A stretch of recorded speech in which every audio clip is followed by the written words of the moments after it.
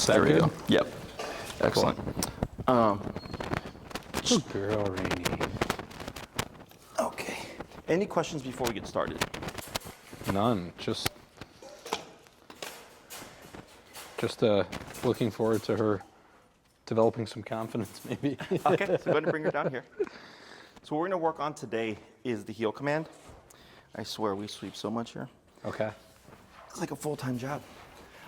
She has a base that we either need to erase or play off of. I don't know. She knows heel, or at least I think she does. She probably doesn't know it the way that you want to teach it, but I don't know if that's adaptable or we start from scratch or... Right, so we always, with remote collars, start with the heel command. A number of reasons. One, when dogs feel e-collar, they want to move, typically want to move away. Okay, so flight response. So heel is a moving behavior, so it allows her to express that need to move, but allows us to direct her like, no, don't try to move away from me. If anything, move with me or to me. So the heel is super important. Heel, there's two definitions of heel.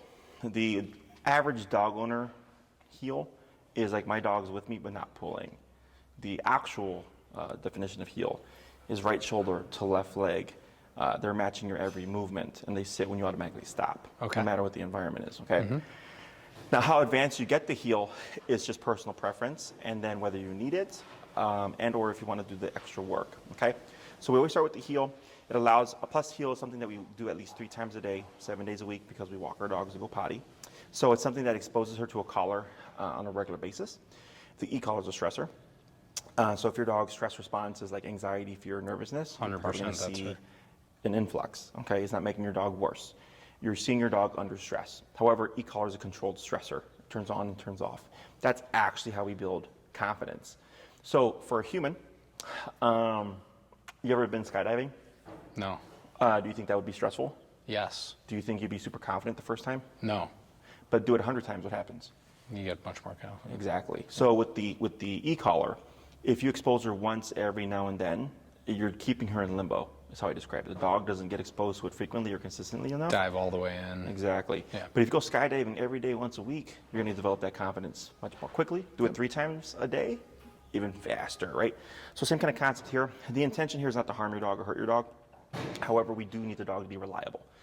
No matter what her emotional state may be, which sounds bad, but like, if she's running away because she's scared of a firework and you call her and she's like, no, now you have unreliable control, right? Now, there's no such thing as 100% reliability. However, e-collar gets you as close to 100% as possible, okay? So we're gonna start with the heel. I'm gonna help you find what we call the working level. So we have 3 levels. We have perception, connection, and working. Perception would be she's looking at a squirrel. I'm sorry, connection, perception, and working. Connection would be she's looking at a squirrel. You see the twitch, but she's like completely unfazed, okay? Perception would be still staring at a squirrel, the twitch, and then she's like, hey, what was that? And then working level is the twitch, and then whoa, what was that? It's a bigger response. And you're always wanting to be at that working level, dependent, not dependent, appropriate to the situation, okay? So if we're in here, her working level could be 25. When you're outside, it could be 65, because there's so much more stuff going on, okay? So don't ever get married to a number. The number's gonna change according to what's going on. Is she under stress? Is she outside? Is it hot? Is it cold? Do we have good connection? Is she playing with her friends? Is it an empty environment? There's lots of things that go into play. So you'll learn, it's kind of like math, where you're like, oh yeah, she's playing with her friends. It's usually around 50. So you're already at 50. Well, we're walking down the neighborhood and it's really quiet and she's typically around 25. Go down to 25 as opposed to 50, okay? Questions about any of that so far? No. What's your collar currently set to? I think 0. So we're gonna go ahead and bump it. If you go clockwise on your dial on the top there, which is this guy, yep, you're gonna go up to around 15. If you land 14, 15, 16 or so, that's perfectly fine, general range. Okay. And then on the side here, you have a few buttons. This one here is a pager button. This is simply a vibrate, much like your cell phone, okay? So like, let's say you're working with her and you're at 100 and you see no response. We would think something is off. I hit the vibrate function. Do you hear the sound? Does it shake or not? That's like a functionality test, make sure it's working. Exactly. Okay. So people do use it for training.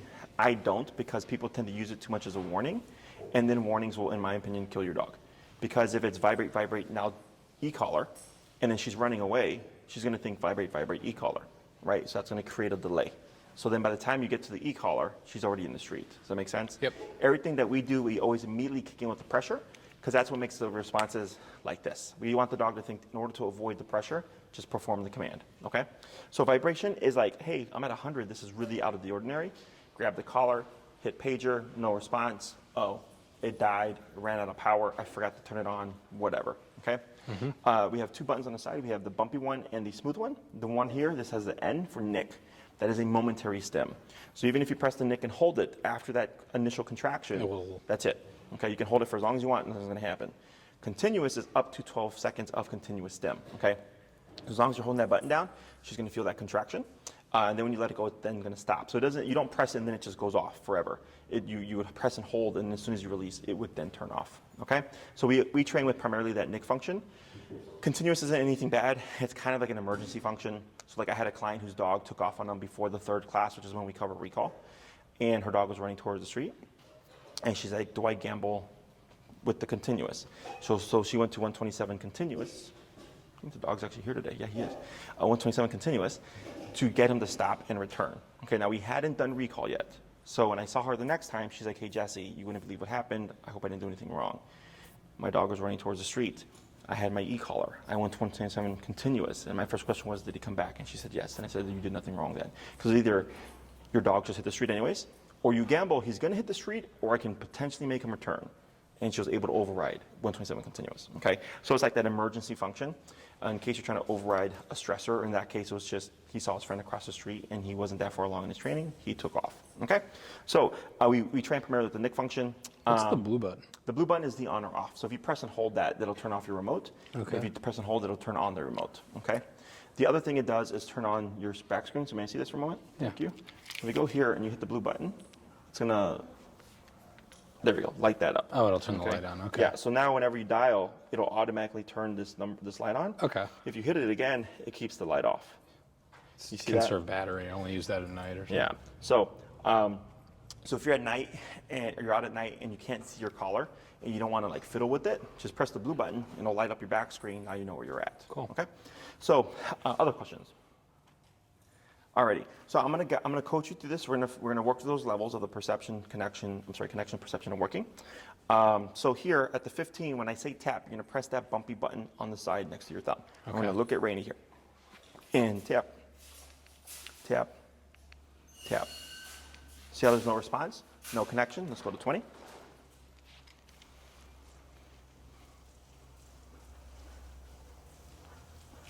Okay. And tap, tap, tap. No response, 25. And this is normal. Okay. People always think it's going to happen right away. You could be at 60 before it happens. Well, she's also got a lot of fur, I'm sure, Exactly. so that has something to do with it. Okay. And tap, tap, tap, 30. Tap, tap, tap. No response, 35. Tap, tap, tap, 40. Tap, tap. There, you see it? Yep. And then tap. Okay, but you see how she's not doing anything, right? She feels it and she's like, whatever, right? So I'm gonna do another 3 at 40. Tap, Okay. tap, tap. Still nothing. 45. Tap, tap, tap. 50. Tap, tap. Right there. That's what we would call perception. Okay, because now there's that, what was that? Okay. Now, as we do this, the reason why it's so high, one is, like you said, fur, the density of the coat, not getting good connection. 2, for her right now, this is nothing she's ever felt before, so it's like a mosquito bite, okay? But as we train her, you might see that number or feel that number go down, okay? Because now the brain's going, hey, this thing isn't going away. This is a static thing, like what's going on? And she's gonna start learning why it's happening, why it turns on and why it turns off, okay? So let's go ahead and give another tap here at the, what is that, 50? Yep. Tap, tap, tap, okay? 55. And if we get a yip here, don't think discomfort. It can also be surprise because now she finally feels it, okay? And tap, tap, tap. 60. Your eyes are so wet right I know. Okay. Tap, tap, tap. 65.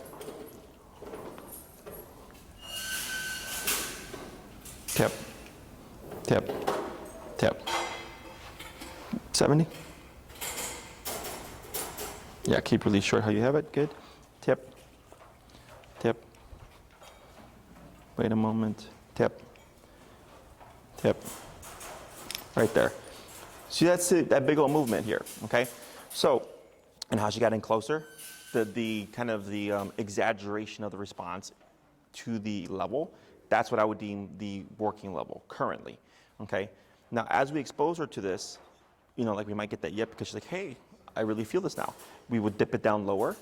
And then now that she's become more cognizant or aware of the collar, your working level number may then become like 55 or 35. Okay, we're gonna adjust as we go along, but we're gonna start around this range. Okay, does that make sense? Yep.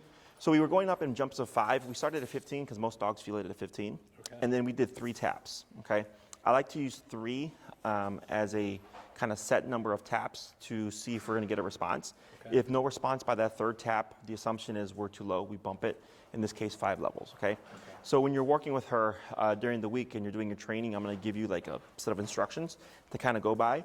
Eventually you develop a feel for this. Like for us, like I would have been there within like 5 seconds because I can see it right away if the dog's feeling nothing at 15 versus like 55, okay? So as you go along and you practice this, you'll start going up and down like without even thinking or looking at the collar. We don't even look at the remote. We don't use the numbers because the dog tells us everything, right? But for the human or the client, it's a good reference point because obviously you know what numbers are and it just gives you a set kind of syllabus or instruction to go by. Okay, other questions? So I'm gonna demonstrate here the exercise, make sure I get enough room here. So I teach traditionally on the left. Does that work for you? Me on the left of her. So you want her on the right? She likes Okay. to be on the right. Okay. She like won't even walk on the left side. Okay, is your preference the right then? Sure, just because it's easier. Okay, so you'll just probably have to remind me because I teach like 95% of my dogs on left, which is fine. Okay. You're just gonna have to remind me because I'm so used to talking about the left, okay? So with her on the right side, we're gonna do, there's 3 main things I want you to pay attention to, okay? I'm gonna say the words turn, tap, and pull to the left, pull to the right, okay? So when I say turn, every time Rainey gets ahead of you, you're gonna make a 180 turn to the immediate left like this, going the opposite way, okay? And you're gonna try to keep this movement as fluid as possible. So if she passes you and I say turn, you'll just go like this. She passes you, turn. I'm going to turn away from her. Correct. Always at a 180. Okay, so she passes, boom, turn, going back the opposite way now. Okay? The next thing I'm going to say is tap. So when I say tap, that's one press of the button. So when she gets ahead of you, turn, tap, tap, tap. Rainey's here, good girl. Keep 3 taps. I'll tell you. Yeah, because the number count is when you're trying to find her number. Technically, when you're walking and you're tapping, you would go beyond 3 if needed, but you would adjust your number if no response by the 3rd tap, potentially. Okay, and it'll make more sense as we go along. So she passes, turn, tap, tap, tap, good girl. She passes, turn, tap, tap, tap, tap, tap, good girl. She passes, turn, tap, tap, tap, tap, tap, good girl, until she comes to the spot. Now, when I say good girl, that's more so for you, not for her, okay? When I say good or good girl, that's letting you know, oh, what Rainey just did right now, Jessie liked, this must be what we're teaching, okay? But for the dog, at least coming from me, it has no value, okay? The last thing I want to say is pull to the right. So as you're walking with her, she may potentially try to flush to the left side. If she does so, you'd keep moving forward and tap, as I say tap, to bring Rainey from your left side over to your right side. Once she does, good girl, we keep moving, we relax the pressure, okay? Questions so far? Alrighty, you're into something kind of confusing. I'm gonna coach you through it. I learned very quickly. Usually I like first set of instructions, go in one ear and out the other, and once I do something one time, I can do it my own. Yeah, okay. So let's go ahead and we're at what number currently? 7. Okay, let's go and give 1 tap here. There we go, cool. Just making sure that it's not too much. So here, go ahead and just turn off to your left and start to move forward. And tap, and walk, tap, tap. Good girl, and forward. Good. Turn, tap, and forward. Good. And keep your leash slack. How you had it before, a little bit of slack. A little slack. Let me see here. Go ahead and stand right next to Rainey. Right next to her. There you go. So you see at the bottom of your leash, See how it's kind of by her armpit there? Yep. That's what I would call like the perfect length. Okay. It gives her enough slack to get away from you, but not too much slack that it gets caught underneath her legs and she gets tangled up. Okay? So that's your visual in terms of that when you're walking with her. Go ahead and move towards that white wall there. That way. Tap. Good. Turn. Tap. Turn. Forward. Good. Turn. Tap. Good. Keep forward. Good. Turn. Tap. Good. Keep forward. Yeah, keep relaxed. Turn. Tap. Forward. Go ahead and pick up your pace just a wee bit. There you go, like that. That's a good pace. Turn. Tap. Good. Forward. Yep. Turn. Tap. Good. Turn. Tap. Forward. Good. Pick up your pace a little bit. Yeah, there you go. Good. Turn. Tap. Good. Yeah, keep that quicker pace. Like that. Good.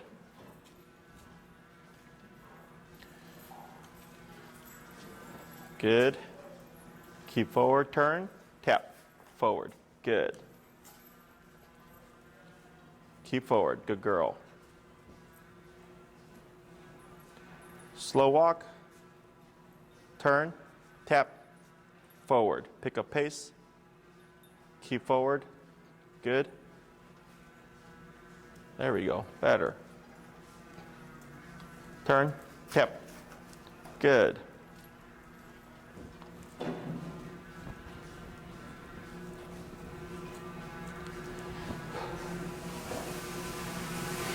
Turn. Tap. Keep forward. Good job. Turn. Tap. Good. Tap. Forward. Good. Slow turn. Good turn. Forward. Good. Keep forward. Good girl. Turn. Tap. Good. Keep forward. Good. Tap forward. Good. Slow turn. Good. Pick up pace. Tap forward. Good. Keep forward. Good. Power through. Good. Slow. Turn. Tap. Good. Pick up pace. Good.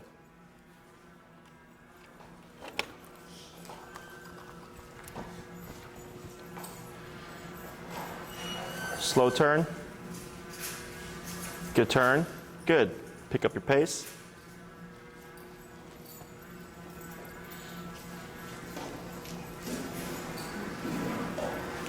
Slow turn. Good. Pick up your pace. Excellent. Keep relaxed. Good. Slow walk, but keep forward. Good. Keep that pace.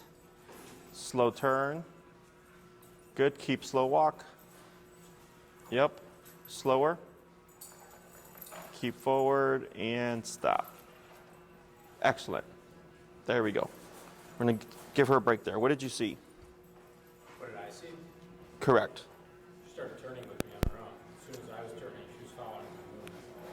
Right. Instead of sort of like paying attention to me, but making her own decisions, she stopped making her own decisions by the end. Right. She started following more so your lead, right? Yep. Let me see. Check. Am I allowed to tell her she's good? Yeah, you can praise her. So you're. Here, I'll take your mic. My mic system died. Oh. It's okay. But I got a different mic here. So here, how is she picking up to follow your lead? What's that? How is she able to decipher to follow your lead? Because she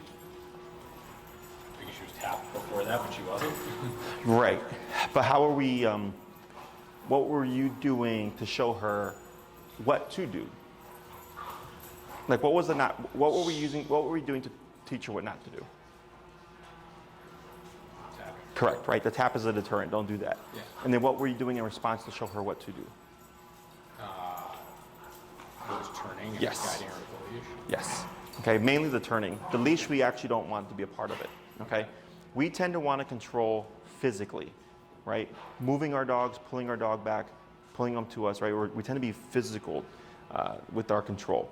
And I want mental control, the dog being focused. So for a dog, when they get ahead of you, most people teach the heel by like yanking the dog, remoting the dog, or pulling them back and going, no, heel, right? And then they keep walking forward, the dog gets ahead, they yank them back, no, heel, right? The problem with this method is if you're walking with another human, like a friend or whatever, and they get ahead of you, and you smack them like, hey, you're going too fast, right? And they slow down and they walk with you because we understand that, those words. Dogs don't. She's got 4 legs, she's gonna have a natural faster cadence than you, right? So if you just keep punishing her for passing you, for her, she's like, well, what do I do instead? And you will see dogs where they look at the owner and they're like, what was that for? And then they start to get frustrated because they can't connect the concepts. So what we do in response is we still have the punisher, so to speak, with the collar, but we turn the opposite way. So for Rainey, So it's correction and then Redirection. This is what you should do instead. yes, correct and redirect is Yeah. how I term it. So like it's much easier for her to tie the two together because they happen in immediate succession. Correct. They're both. So for her, she feels the collar, right? It's going off. She's like, hey, I don't like this. She turns around. Oh, dad's going that way.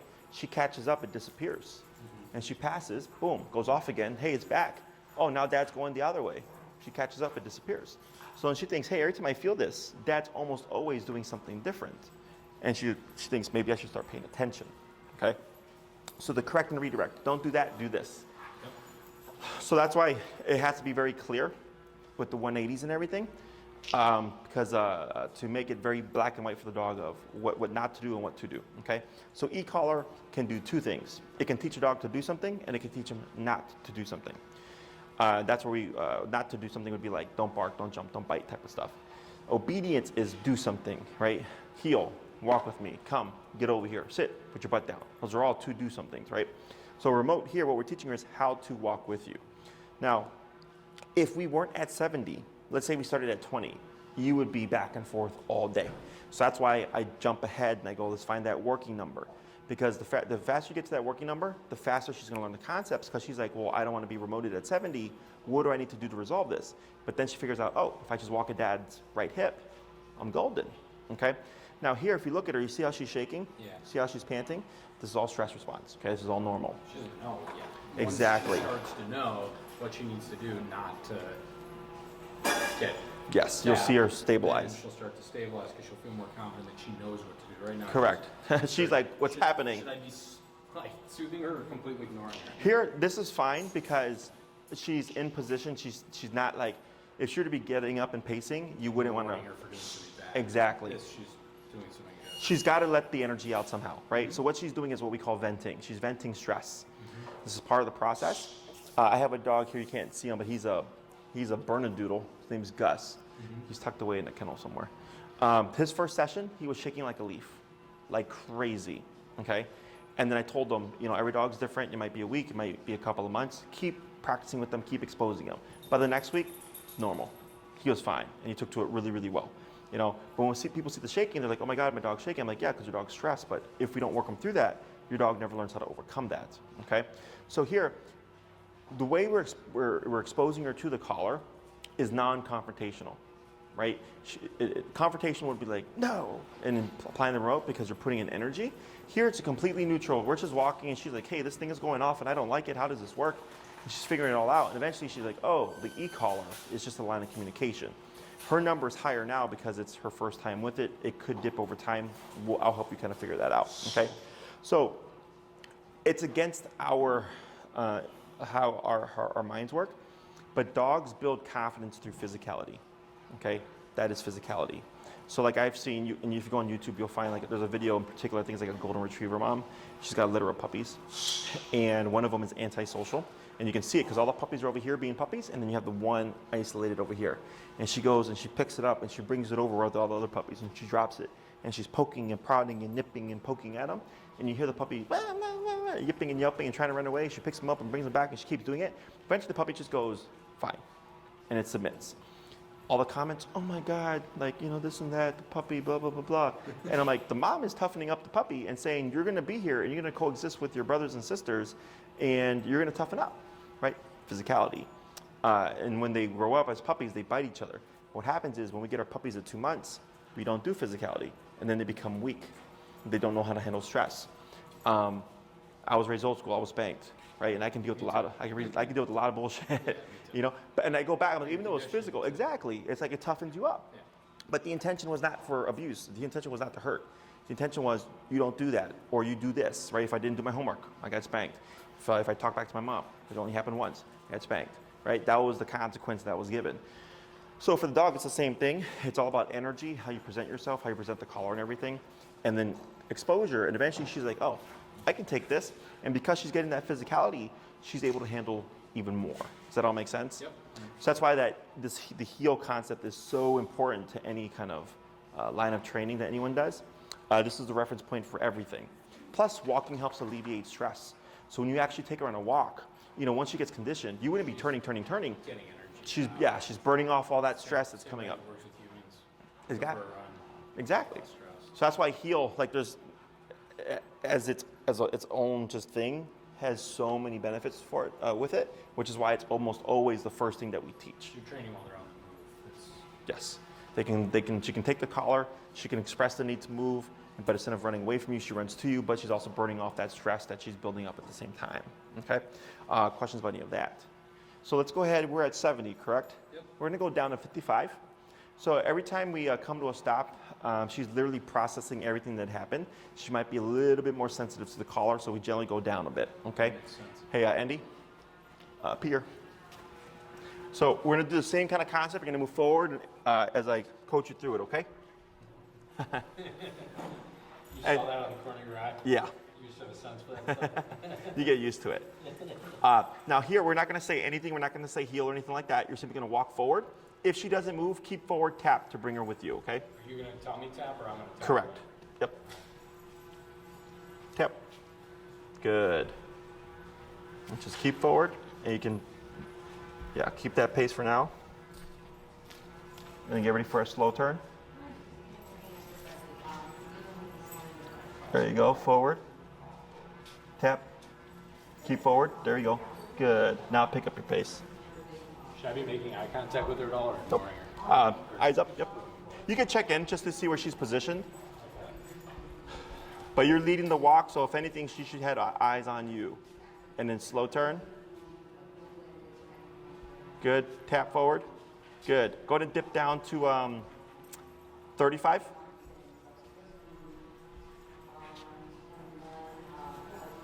Good, and keep forward. So I'll pull to your right, tap. Good, then in slow turn, or turn, tap. Keep forward, tap. There you go, good girl. Good, yep, just like that, good, keep forward.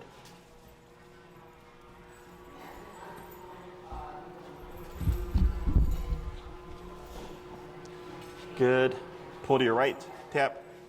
Yep, now turn, now relax, keep forward, relax. Relax that arm, there you go. Keep forward, tap. Good. Keep forward. Good. Tap. Good. Got a girl.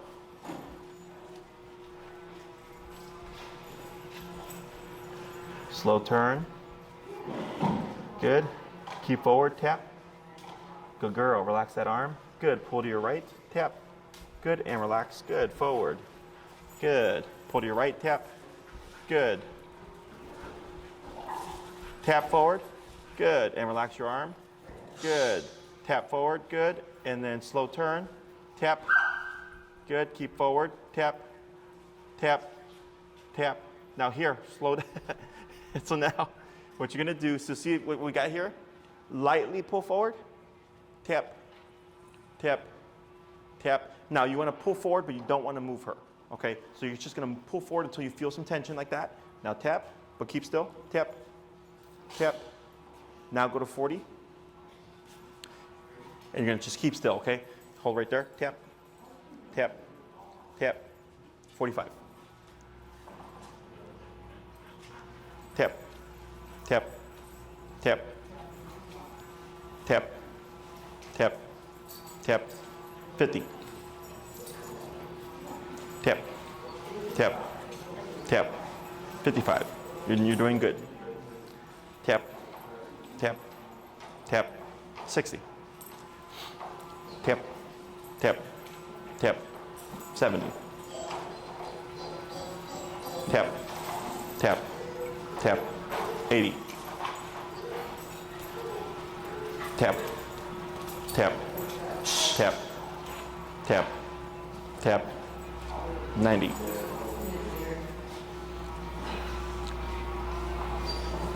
Tap, tap, tap, getting close, tap, keep still, tap, tap, tap, tap, almost, tap, take a step forward, tap, tap, tap, you almost tap, tap, there she goes, good. Now dip it down to 35. And we're gonna talk about that once we wrap this up. Yep.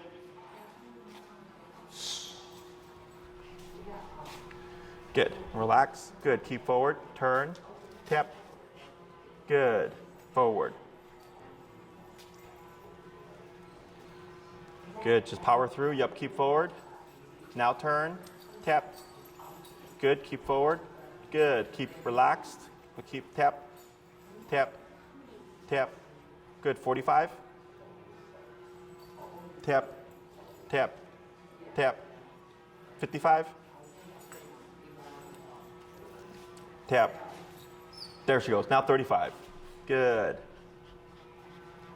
And turn. Tap. Good. Forward. Good. Keep relaxed. Good. Pull to your right. Tap. Good. Yep. Keep forward. There you go. Good job. Tap. Good. Go ahead and dip down. Let's go down to 20. Keep forward. Tap. Tap. Hold right there. Tap. Tap, tap, go to 35. Tap, tap, tap, 50. Tap, tap, tap, 60. Tap, tap, tap, 70. Tap, tap, tap, tap, tap. A little bit of a pull, tap, tap. Forward, 25. Good, keep forward. Turn. Good, keep forward, tap. Let's go down to 15.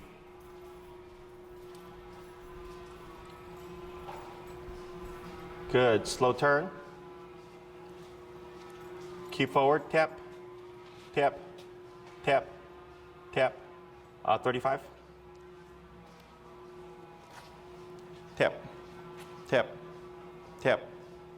50. Tap, tap, tap. 65. Tap, tap, tap. 75. Tap, tap, tap, tap. A little bit of leash pressure. Tap, tap, tap. Forward. Tip, there you go. Now go down to 15. Good. Keep power through, good. Slow turn. Good, forward. Good girl. Yeah, keep forward, tap, tap, tap. Good, keep forward, good. Turn, tap, tap. There we go, better. Good, keep forward, good. Keep relaxed, slow turn. Good turn, forward, tap, tap. Good, keep forward, good. Tap forward, good. Atta girl. Tap forward, slow turn, tap, good. Slow walk, but keep forward. Go ahead and turn, tap. Let's bump that number to 20. Tap. Good, forward. Slow turn. Tap, keep relaxed. Keep relaxed, forward, good, tap. Good, slow walk, but keep forward. Turn, tap, Good. Keep forward. Yep. Keep relaxed. Good job. Slow turn. Tap. Good. Keep forward. Slow walk. Let's go to 25. Turn. Tap. Good. Forward. Yep. Good. Keep relaxed. Good. Tap forward. Slow turn. Tap. Tap forward. Tap. Tap. Tap. Hold right there. Tap. Tap. 35. Tap. Tap. Tap. 45. Tap. Tap. Tap. 60. Tap. Tap. Good. Forward. 25. And then pivot to your turn. And then turn again. And then turn again. Now she's back on your right. Good. Forward. Tap. Tap. Good girl. Keep forward. Good. Slow turn. Good. Slow walk. Keep forward. Slower. And stop. Good. So what do you see there? Well, I think she rebelled or tried to like throw in the towel and Throwing the towel. lay down. Right. She gets overwhelmed with She's stress. like, I'm so overwhelmed. If I just like lay down, maybe it'll stop. Correct. And then you turn it up, and she has no choice. Eventually, it gets her to get up, to get moving again, and then she realizes that she's not going to tap if she's moving. Correct. There were times when she got ahead, and then you had to turn because she was getting ahead, and then tap, so she gets back to my side. And obviously, going back down to like, what was the term? The perception. Well, in this case, because so perception, because you're thinking perception as the range from earlier, when perception is really a response to how it looks, right? So your working level went from 70 technically down to 25. Got it. Okay, because now I understand. because she was responding like she was like it was 70, right? So what happens is we have 4 responses to things: fight, flight, avoidance, submission. Okay, when it comes to stress. So here, she gets overwhelmed with stress. You have a flighty, avoidant dog. Okay, she either wants to run away from it or she wants to pretend it's not there. So initially you had flight response, and she's like, okay, flight isn't really working. Then we had avoidance, and then we got like extreme avoidance or whatever by her laying down and going, no, not gonna do this, right? Like a kid throwing a tantrum. So here, e-collar, what makes it such an effective tool is, in my opinion, it's the only tool that makes a dog think they're making the decision, because she does not understand that you're controlling that. The intensity, the tapping, none of that stuff. She thinks that eventually she'll realize that she controls it. Exactly, right? She's like, oh, when I make certain decisions, this goes off, right? So here, when she stopped, we gave her enough guidance to direct her, like, we need you to move forward. And she's going, I don't want to. 25, 30, right? First we did it in chunks of 5. But then I started seeing it wasn't really affecting her. So after we did it a few times, I was going chunks of 10 to 15 because she was just sitting there. Even though you're at 60, she's like, nope, not gonna do it, right? And eventually, once we got into the range where she was becoming susceptible to it, I started to see her fidget, okay? That's when I would say tap a few more times, because I could see we're already getting into her brain, and she's like, okay, I can't play this game anymore. I'm gonna have to give up, right? So she popped forward, and because she popped forward, we dipped back down to that 25, 35-ish range, okay? Because the reason why we were so high is we were overriding the brain saying, I don't wanna do this, okay? And eventually once the brain pops forward, if you were to keep it at 70, you'd probably get yelping, because now the brain is very sensitive, okay? And what we're seeing here is... That's just like a shock response. Like, it was so high, and she was unfamiliar with it being so high. She just like, it's just got her to like stand up. Initially? Yeah. It's... How do I explain this? So like, let's say you're in a car. You have siblings? Yeah. Oh, okay. So let's say you're riding in the car with your older sister, okay? If you guys are anything like my family, hopefully this resonates with you, okay? You're sitting in the backseat of the car, and you try to ignore her, right? And she wants to get your attention, and she's talking to you, and you're just like, whatever, right? Eventually, she just does this to you, okay? And you can ignore it. But even if you keep it at the same intensity, or you start to increase it, at some point you're like, oh, quit it, right? It's similar. Is you're sitting there just kind of poking at her, going like, you're gonna move, right? And you just keep increasing the intensity. And eventually she's like, okay, I can't override this anymore. And the brain thinks, what do I need to do to get that to turn off? So if I'm in the car with my brother or sister and that's happening, I go, what? That's what they wanted, right? They just kept increasing the intensity or keeping the pressure on until eventually I go, okay, what is it that you want? Now I gave them what they're looking for, which is that response, right? So same thing for her, I just needed to pop forward. So eventually she's like, okay, we're getting up there and I can only ignore this for so long. What happens if I just move forward? Boom, everything goes away. And not only does it go away, it goes on lower. So she thinks, oh, I'm making this harder on myself, right? Just the same thing for me. If I'm ignoring my brother and sister, I'm making it harder by trying to ignore them. But eventually, if I just talk to them, I can just make life a lot easier and avoid all that nonsense. Does that make sense? So same thing for her. So unfortunately for dogs, we cannot coax them. We cannot coach them through these things. We can't say like, hey, you know, you can do it. That she has, so dogs are physical animals, okay? And this is a part of the toughening up process, is our natural inclination is we've overwhelmed the dog, stop. And this is why I talk about with any command, the one command that any trainer can agree that's the life-saving command is recall, okay? If we don't work through this, right? Let's say she's off the leash, someone blows up a firework, she's taking off, and you've never worked through this, you're not working through that. Does that make sense? Because she's thinking, I've tried every option. I've tried avoidance, I've tried running away, I've tried biting at the leash, I've tried rolling around on the ground, I've tried yipping and barking, but it doesn't turn off until I perform the task, right? That's what you're conditioning. There's no option but compliance, which would sound mean if we're dealing with a human, but that's how I was raised. My mom always told me that wasn't a request, right? Go wash the dishes. Mom, I don't want to. That wasn't a request. Wash the dishes, right? Same thing here.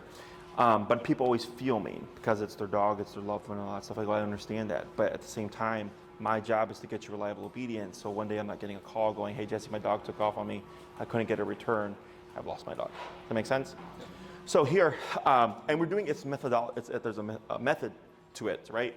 We're going up in increments, but then as you develop your eye, here I could tell that if we were doing jumps of 5, that would have taken us so much longer.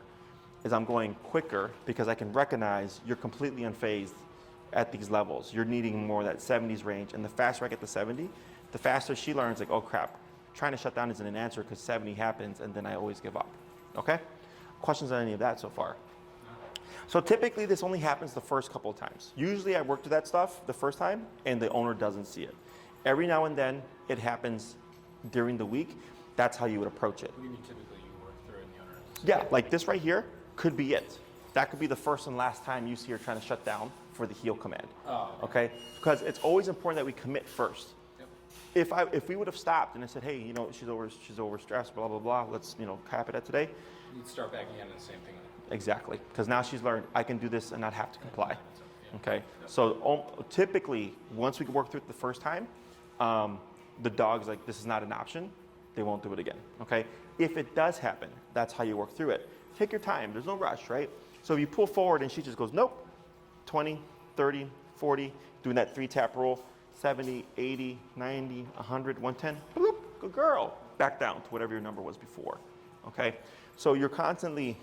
She's giving you feedback, and there it's fine to look at her so you can get a, you know, obviously a visual. Before I didn't want you looking at her when you were walking, because then you're looking at her looking at you. She thinks. Like who's leading the walk, right? Yep. So yeah, but you could see her looking at you because now you're becoming more important to her because now if she doesn't walk at your side, there's a physical thing that does occur, okay? She's starting to pair the two together. Exactly. So here, this is why, again, that heel is so important because it's completely non-confrontational and it's something you're going to be able to repeat at least 3 times a day, each day of the week, okay? When it comes to practicing this, what you'll do in the beginning is come out, give Rainey a potty break, let her pee and poop, get that out the way first, okay? Once she's got that done, you can walk outside, go to wherever you typically start your walk, get your leash set up like I showed you, start at 15. Tap, tap, tap, no response, 20, tap, tap, tap, no response, 25. And you keep doing that until, and you would probably see Rainey move towards your right side, okay? Because that's what she's been conditioned to do. So let's say you tap her at 45, she leaves the grass and kind of sits right next to you. You can assume that 45 at that particular moment is what we would call the starting working number, okay? Because once you start the walking process, that number may change because now you have environment changes, you have scents, you have dogs, you have people, you have sounds, that you might need a higher number than 45 to actually get her to walk with you as you're moving, okay? Because moving is also a distraction for dogs. When they start moving, first thing they typically do is nose on the ground, right? And instead of nose on the ground, I want her to move with you and be able to follow your lead from the get-go. So let's say you start at 45. I have what I call my 3-tap or my 3 correction rule, okay? So when we were finding the working number, it's typically 3 taps, right? When we were doing the shutdown stuff here, it was around 3 taps. If I felt like I saw something like we're getting close, I would give another 3. If no response, then we bumped it, okay? So the 3-tap rule is if I don't get a response by the 3rd tap, I bump by 5 levels for a dog like Rainey, okay? In the beginning while you're learning. Then I have my 3 correction rule, which is as we're walking with her, if I have to turn and tap 3 times, and each turn and tap is 1 correction, okay? So you started your walk, you're walking for a bit, turn and tap, right? That's 1 correction because she passed you. Turn and tap and turn and tap. That is now 3 corrections. I reset my count from 45 to 50. Start my walk again. Turn and tap, turn and tap, turn and tap. She's still trying to forage. Reset my count, 55. Turn and tap, turn and tap, turn and tap. She's still pulling. Reset my count, 60, right? And eventually you might hit 75. And all of a sudden you're at 75 and Rainey's right here and you're like, man, every time since I hit 75, we've been walking for 5 blocks, no problem, right? So the turns are only happening with the tap when Rainey is not paying attention, okay? So that's why I started saying slow turn. Because when I started to see her be mindful of you, I could see that she was able to match your pace and she was able to turn with you, okay? And there were some where she was completely oblivious to you. The fast ones are the corrections. The slow Correct. ones are to encourage her behavior. Correct. The slow ones are to give her an opportunity to move with you, okay? So if you're just walking and then you just randomly go like this and go forward, she's never gonna catch that, right? So we always slow down and then turn. So if she's paying attention, she should slow down as well and then also turn with you, okay? Questions about any of that stuff so far? You're recording this? Do we get access to see this? Yeah, All right, yeah. cool.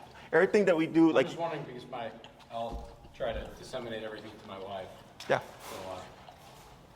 So excuse me, I'm only giving her half the information. No, you can see Bo's too, like all the videos are up, yeah. All right, cool. So this way, if you, like when we have clients, we have some cases where they're more difficult than others. So we have references and we can just send them to people like here, like here's a video that's the same problem that you're dealing with. So dogs learn better in smaller chunks. So 3 20-minute walks would be ideal if possible. 2 30-minute walks is fine. One hour walk is fine as well. She would just learn the concept slower. Okay, so dogs learn best in smaller chunks, which is why I do this, right? You train for a bit, I stopped, I talked. Train for a bit, and I stopped and I'm talking again. And then we're gonna do another training bit. And each time she's processing everything that just happened. And whenever when you're in the training phase, we'll go down a bit to account for she might be a bit more receptive to the collar, so we don't need it to be as high as it was before. And then you might end up working your way up again.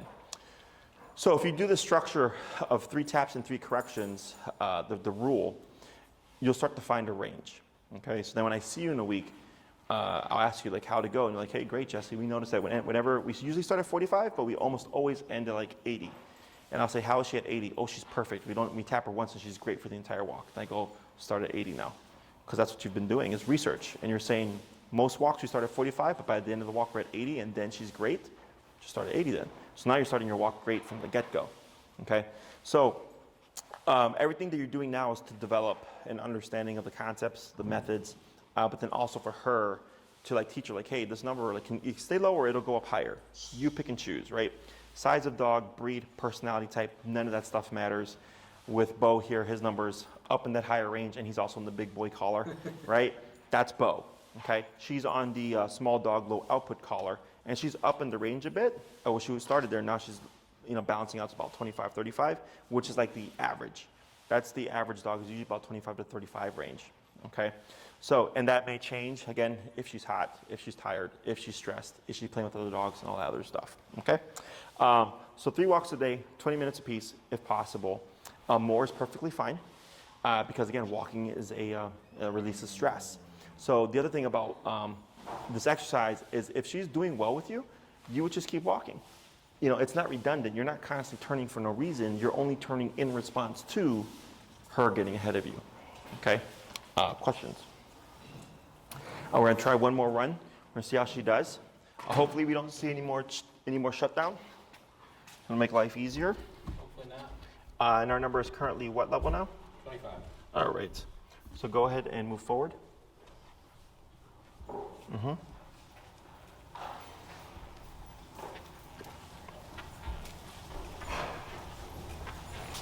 Good, and slow turn. Good turn, nothing here because she turns with you. Forward. Good. Tap forward. Good. Keep forward. Good. Tap forward. Good. Slow turn. Good. Yeah, that's the spot where she'd always want. And you're going to just power through here. Okay, just forge forward. There we go. Now turn. Tap. Good. Forward. Good.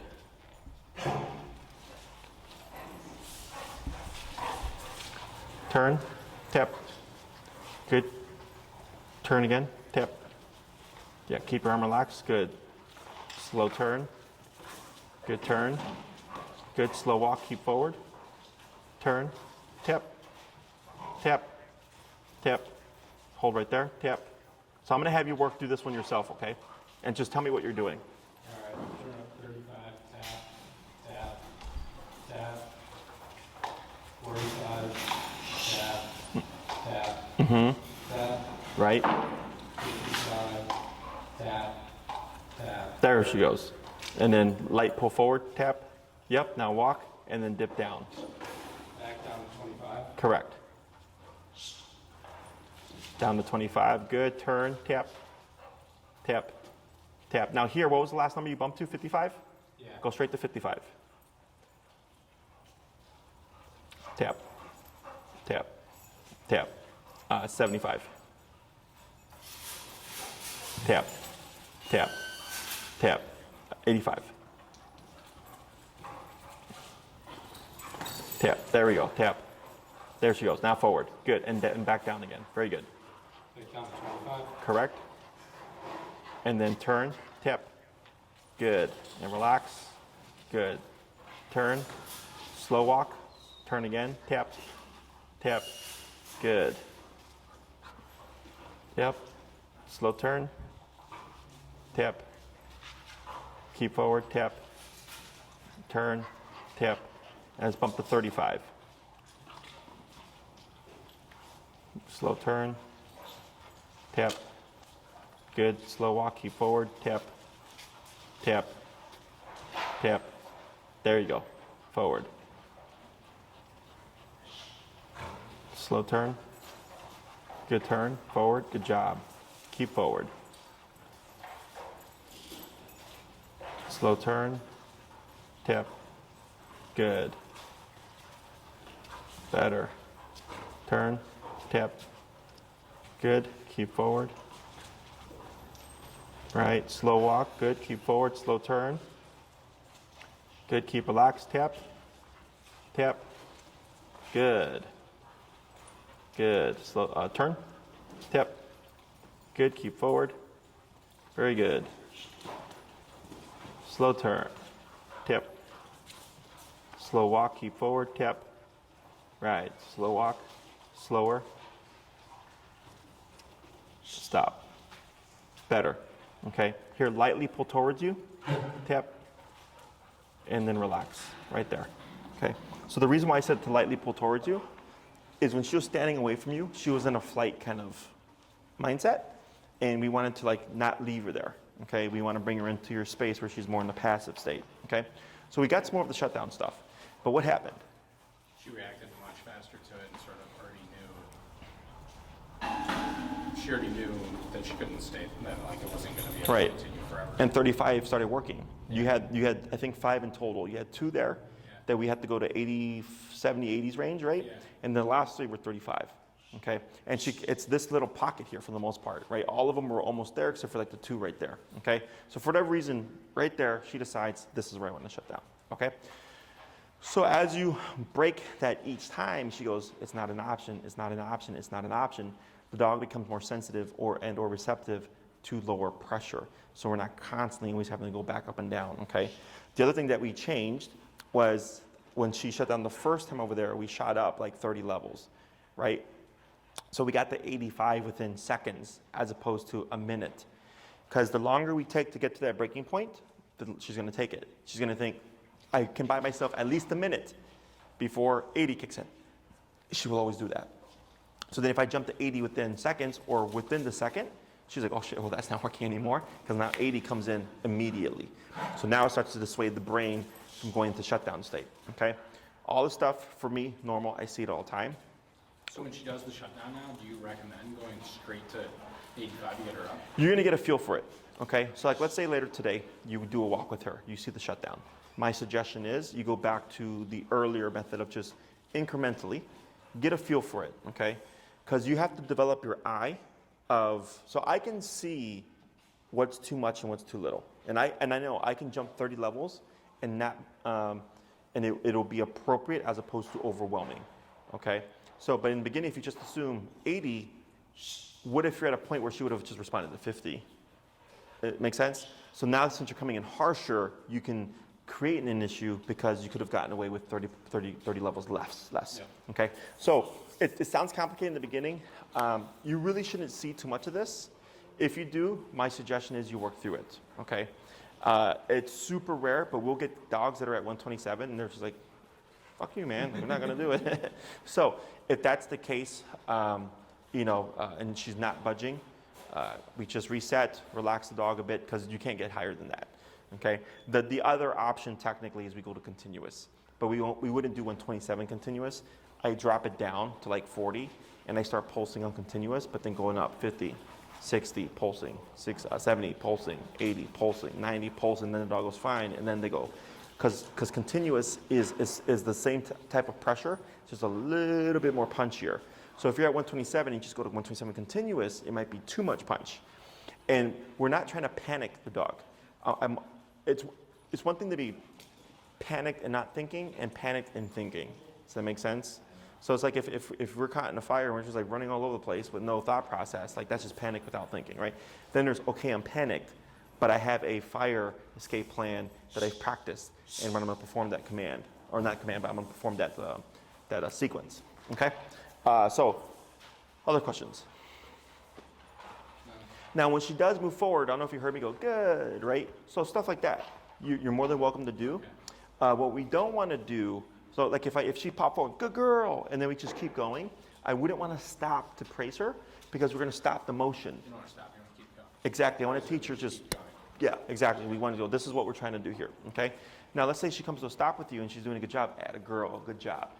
We give passive high energy praise, which is big energy, but passive touch. Otherwise, you're like, good girl, that's such a great job, right?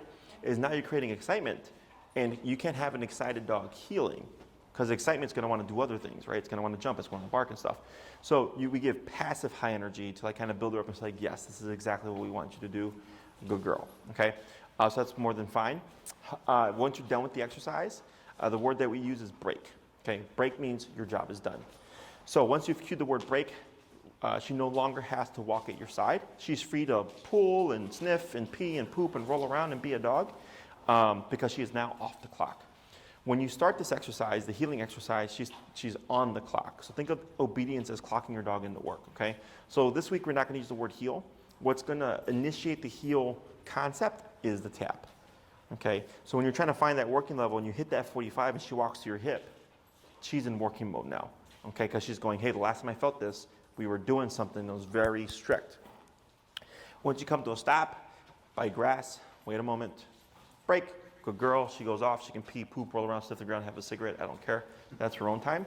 And then once you're ready again, you just tap, start moving, back to your hip, now we're back in heal mode, okay? So for the human, it gets confusing because they're like, Jesse, how does the dog know that they're in heal? I'm like, well, one, we've only taught one thing, that's heal. Two, the dog doesn't know what heal means anyways. The dog goes by association. So the tap is what triggers everything, because today that's what she's learned. When I feel the tap, it means to walk on my dad's right hip, okay? So break takes her off the clock, the tap puts her on the clock for this week, okay? Next week, we'll be attaching the word of heal, so then you have a very definitive on and off switch with the verbal cue, okay? Questions? When it comes to putting on the... Collar stays on all the time, right? No, only when you're gonna use it. Oh, okay. Yeah, so for this week, it'll just be your walks, okay? What I would suggest is put the collar on 15 minutes prior and leave it on 15 minutes after, so that she doesn't think collar on in immediate discipline, okay? Feel free to pair the collar with food, both when you put it on and when you take it off. piece of cheese, turkey, bologna, hot dog, sheets, whatever. So she's like, hey, every time I see that, I get something, right? At some point on the, like my dogs, if I even like move the collar to, they're just like, where are we going? I'm like, we're not going anywhere. Because to my dogs, it represents off-leash freedom. It represents we're going to the park and we're gonna smell stuff, right?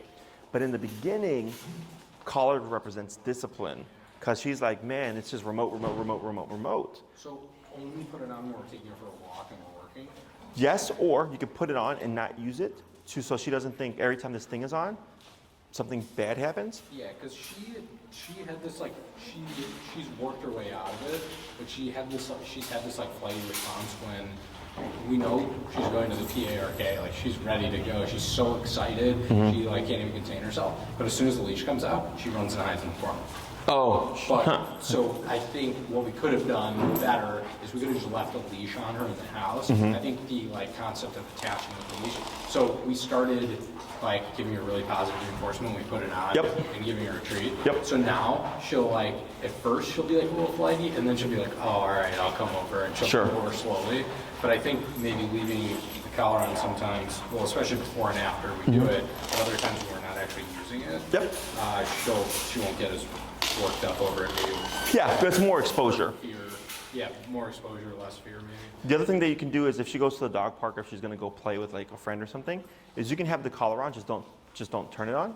So she thinks I also do fun stuff with this thing is on. Because in the beginning, because people tend to isolate it only for the training, is the... And that's not necessary to isolate having the collar on and doing training. Correct, right. You can put it on, we just don't want to, shh, right? Shh. We just don't want to leave it on all day and not move it, because then dogs will develop pressure sores. And it's from two things poking in the neck for a long period of time. So if she were to wear it for an extended period of time, every hour and a half to 2 hours, you'd want to rotate it to avoid the pressure sores, okay? So it's not from the stim, it's from two things poking in the neck for a long period of time. And then by rotating it, you can help prevent that from happening, okay?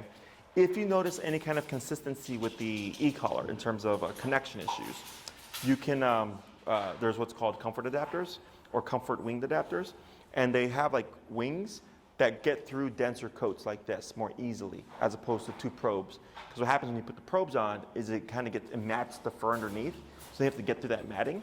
Whereas the winged adapters are just a very thin metal that go through denser coats more easily, okay? But today we got pretty good contact. I don't think, I can tell, like she was definitely feeling the full power. She was just overriding it, and she's in the typical range of sensitivity, but when she decides not to do something, like her stubbornness, so to speak, is up there. Really high. Yeah, okay. But yeah, it's nothing that I've not seen before. She's getting it. Everything here is normal in terms of like her stress response and venting it, all that stuff out. Other questions? So your homework for the week, practice this 3 times a day if you can, 20-minute walks. Again, you can do longer, but at least 3 times. And then you might find, like here, don't even try to worry about healing her out. She's not going to do it. She's going to get really flighty. You're just going to cue the word break. Because you've added a distinct end to the exercise, what she does after the fact has no impact on your obedience, okay? What would have an impact is if you started the training, she shuts down and you go, I'm not going to do anything about this, and you just like let her do it, right? Is we always work the dog through it. And if anything, I'm like, oh crap, that took up a lot of time. I got to get home from work. You would just stop, break, and then we go home, no problem. We're no longer under command. She's going to pull you and all that stuff. It is, we're working in more time where she's working and not on break, and eventually she's always like, perceptually she's always going to think she's working, or? Yes and no. So my theory is 80% work to 20% play. So if you go on an hour-long walk, 45 minutes would be heel, 15 minutes would be you're off the clock to do your thing, okay? Your dog becomes what you practice with them. Most people practice sniff when you want, you know, pick up goose poop when you want, all that stuff, and we get an unstructured dog, and that's actually where a lot of behavioral problems come from, okay? Plus, let's say you teach the heel, and then the owner goes, well, I don't really need my dog to walk like this, like I'm not gonna use it, and then go forward a couple of months, and they're like, oh, heel, but the dog's not done it in 2 months, right? So the whole purpose of the obedience is it's meant to be functional.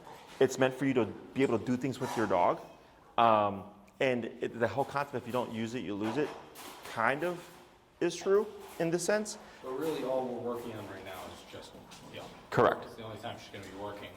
Yes. She's working on Correct. Until we teach like the recall, or if we teach stationary control, like don't move for a bit, then if you're giving more tasks, then she's under more different types of work. Okay? So here you can cue the word break. Break. And now she's off the clock. Atta girl. Good girl.